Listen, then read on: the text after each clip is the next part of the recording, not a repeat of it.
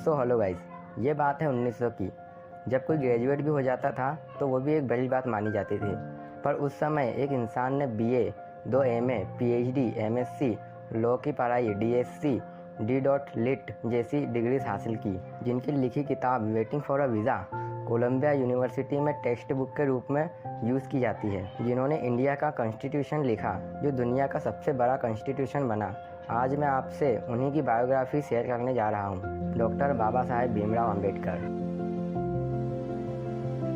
अम्बेडकर जी का जन्म 14 अप्रैल 1891 को मध्य प्रदेश के इंदौर जिले के महू नगर, जिसे अब डॉक्टर अम्बेडकर नगर भी कहा जाता है, वहाँ हुआ। इनकी माँ का नाम भीमाबाई अम्बेडकर और पिता का नाम रामजी मालोजी सकपाल है, जिन्होंने अपनी मेहनत से सूबेदार पद हासिल किया। बाद में वहाँ अपने परिवार के साथ सतारा में आकर रहने लगे। अम्बेडकर उनकी 14वीं व अंतिम संतान थे। उनका परिवार महाराष्ट्र के रत्नागिरी के अम्बाड़वाड़े गांव का निवासी था। सबसे छोटे होने के कारण सब उनको प्यार करते थे, लेकिन वो महार जाति के थे, जो उस समय अछूत मानी जाती थी, जिसके कारण उन्हें बहुत अपमान और कष्ट झेलना पड़ता था। इनफैक्ट नीची जाति के लोगों को स्कूल जाने की अनुमति भी नहीं थी। पर उनके पिता ने अम्बेडकर की पढ़ाई के प्रति अटूट लगन देखते उन्हें जैसे तैसे करके स्कूल में दाखिला दिलवाया। उनके पिता ने स्कूल में उनके ओरिजिनल सरनेम सकपाल की जगह अम्बाड़वाड़ेकर लिखाया, जो उनके गांव अम्बाड़वाड़ेकर से सिमिलर था, क्योंकि कुछ लोग अपने गांव के नाम से ही अपना उपनाम रखते हैं। पर बाद में उनके एक ब्राह्मण टीचर कृष्ण केशव अम्बेडकर, जिनका अम्बेडकर के प्रति बहुत लगाव था, उन्होंने अम्बाड़वाड़ेकर हटाकर अपना सरल सरनेम अम्बेडकर जोड़ा था।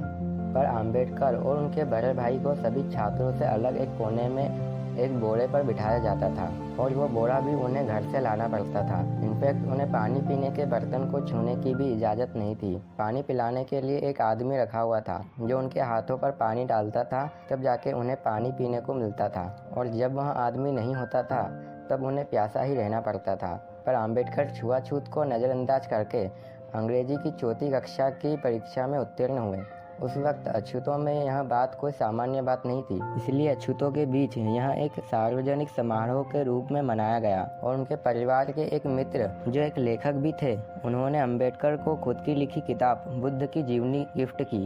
तब उन्होंने पहली बार गौतम बुद्ध और उनके धर्म को जाना। उसके बाद मुंबई जाकर उन्होंने अपनी पढ़ाई जारी रखी और 1907 में अपनी मैट्रिक परीक्षा में उत्तीर्ण हुए। दूसरे साल ही उन्हें एलिफिंस्टन कॉलेज में एंट्री मिल गई और 1912 में अर्थशास्त्र और राजनीतिक विज्ञान में बीए की डिग्री हासिल की। फिर वहाँ बड़ौदा राज्य की सरकार के साथ काम करने लगे। कुछ ही समय बाद वहाँ अपने बीमार पिताजी को देखने गए, जिनका 2 फरवरी 1913 को निधन हो गया। 1913 को ही वहाँ अमेरिका में पढ़ने गए। उन्हें बड़ौदा राज्य के राजा सयाजीराव गायकवाड़ तृतीय द्वारा एक योजना से उन्हें न्यूयॉर्क में कोलंबिया यूनिवर्सिटी में पोस्ट ग्रेजुएशन के लिए पर मंथ $11.5 स्कॉलरशिप भेजी जाती थी, जहां 1915 में उन्होंने अर्थशास्त्र और अन्य सब्जेक्ट में एमए की डिग्री हासिल की। बाद में 1927 को पीएचडी की डिग्री हासिल की। इस दौरान उन्होंने 3 रिसर्च वर्क भी किए। 3 साल के लिए मिली स्कॉलरशिप का यूज उन्होंने 2 साल में ही अमेरिका में अपना सिलेबस कंप्लीट कर लिया। इसके बाद 1916 में वहाँ लंदन गए, जहाँ उन्हें लंदन स्कूल ऑफ इकोनॉमिक्स में एंट्री मिल गई और वहाँ अर्थशास्त्र में अपनी थीसिस पर काम करना चालू किया। पर स्कॉलरशिप खत्म होने के कारण उन्हें बीच में ही मजबूरन वापस लौटना पड़ा। फिर 4 साल के लिए अपनी थीसिस कंप्लीट करने के लिए उन्हें लंदन जाने की अनुमति मिल गई। उसके बाद वहाँ बड़ौदा राज्य की सरकार की सेवा करने के लिए सेना सचिव के रूप में काम करने लगे। पर छुआछूत के अत्यधिक अत्याचार के कारण उन्हें नौकरी छोड़नी पड़ी। इसके बाद उन्होंने कई सारी जॉब की और 1920 में कोल्हापुर में साहू महाराज और अपने मित्र और अपनी बचत से उन्हें एक बार फिर लंदन जाने का मौका मिला। फिर 1921 में उन्हें एमएससी और 1922 में बैरिस्टर एट लॉ की डिग्री मिली। 1923 में उन्हें डीएससी की उपाधि मिली। जब वह 1918 में प्रोफेसर बने, तब दूसरे प्रोफेसर के छुआछूत के बर्ताव के कारण उन्हें यहाँ भी पानी पीने में बहुत दिक्कतें आई। इसके बाद उन्होंने छुआछूत को खत्म करने के लिए संघर्ष किया। उन्होंने दलित और अन्य धार्मिक समुदायों के लिए वकालत की। बॉम्बे उच्च न्यायालय में उन्होंने अछूतों की शिक्षा पर जोर दिया और 20 जुलाई 1924 को बहिष्कृत हितकारिणी सभा की स्थापना की। उन्होंने आंदोलन, सत्याग्रह और जुलूसों से पेयजल को सभी वर्गों के लिए खुलवाने का संघर्ष किया। अछूतों को मंदिर में जाने के अधिकार दिलाने के लिए संघर्ष किया। 1927 को एक सम्मेलन में उन्होंने प्राचीन पाठ और मनुस्मृति जो छुआछूत और जाति भेदभाव का समर्थन करती है उसे औपचारिक रूप से जला दिया। 25 दिसंबर 1927 को उन्होंने हजारों अपने लोगों के सामने मनुस्मृति की प्रतियां जलाई। 1930 में अंबेडकर ने कालाराम मंदिर सत्याग्रह चालू किया, जिसमें करीब 15,000 लोग, महिलाएं और पुरुष शामिल थे, जो भगवान के दर्शन के लिए चले थे। पर ब्राह्मण अधिकारियों द्वारा गेट बंद कर दिए गए। अंबेडकर ने प्रथम गोलमेज सम्मेलन में पहली बार अपनी राजनीतिक दृष्टि को दुनिया के सामने रखा। अछूतों में बढ़ती लोकप्रियता के कारण उन्हें 1930 में दूसरे गोलमेज सम्मेलन में आमंत्रित किया गया, जहां उन्होंने अछूतों की एक अलग निर्वाचिका की मांग की और गांधी जी से उनकी बहस भी हुई। गांधी जी ने कहा, अछूतों को अलग निर्वाचिका देने से हिंदू समाज अलग हो सकता है। उन्होंने छुआछूत को हिंदू समाज से भुलाने के लिए कुछ समय की मांग की, पर बहुत समय बीतने के बाद भी छुआछूत खत्म नहीं हुआ। इस कारण 1932 में ब्रिटिश सरकार ने अंबेडकर से सहमति जताते हुए पृथक निर्वाचिका देने की घोषणा की। इस पृथक निर्वाचिका में दलित वर्गों को 2 वोट का अधिकार दिया, जिसमें 1 वोट से दलित अपना प्रतिनिधि चुन सकता है और दूसरे से अन्य वर्ग का प्रतिनिधि चुन सकता है। और गांधी जी ने यह घोषणा सुनते ही प्रधानमंत्री को पत्र लिखा इसे बदलने के लिए। कोई रिप्लाई न आने के कारण उन्होंने मरण व्रत रखा। अंबेडकर को शुरू में कोई फर्क नहीं पड़ा, उल्टा उन्होंने गांधी जी के खिलाफ ही कहा। पर गांधी जी की तबीयत बिगड़ती गई और जनता के दबाव के कारण और अंबेडकर जी को झुकना पड़ा। इसलिए वहां येरवड़ा जेल में गांधी जी से मिलने गए और उनके बीच एक समझौता हुआ, जो बाद में पूना पैक्ट के नाम से जाना गया, जिसमें अंबेडकर ने पृथक निर्वाचिका के अधिकार को छोड़ दिया, लेकिन 78 आरक्षित सीटों को बढ़ाकर 148 करवाई और अछूतों की शिक्षा के लिए पर्याप्त राशि नियत कराई और बिना कोई भेदभाव के नौकरी की भर्ती को सुनिश्चित किया। 10-12 साल तक हिंदू समाज को ढालने के लिए अंबेडकर जी ने कई प्रयत्न किए, लेकिन हिंदुओं का हृदय परिवर्तन नहीं हुआ, उल्टा उनके खिलाफ भी गए। और बाद में उन्होंने कहा, हमने हिंदू समाज में समानता का स्तर प्राप्त करने के लिए हर तरह के प्रयत्न और सत्याग्रह किए, परंतु सब निरर्थक सिद्ध हुए। हिंदू समाज में समानता के लिए कोई स्थान नहीं है। हिंदू समाज का मानना था मनुष्य धर्म के लिए है, पर अंबेडकर का मानना था धर्म मनुष्य के लिए है। वह कहते हैं कि ऐसे धर्म का कोई मतलब नहीं जिसमें मनुष्य का कोई मूल्य नहीं है। ऐसा धर्म जो अछूतों को शिक्षा प्राप्त करने नहीं देता,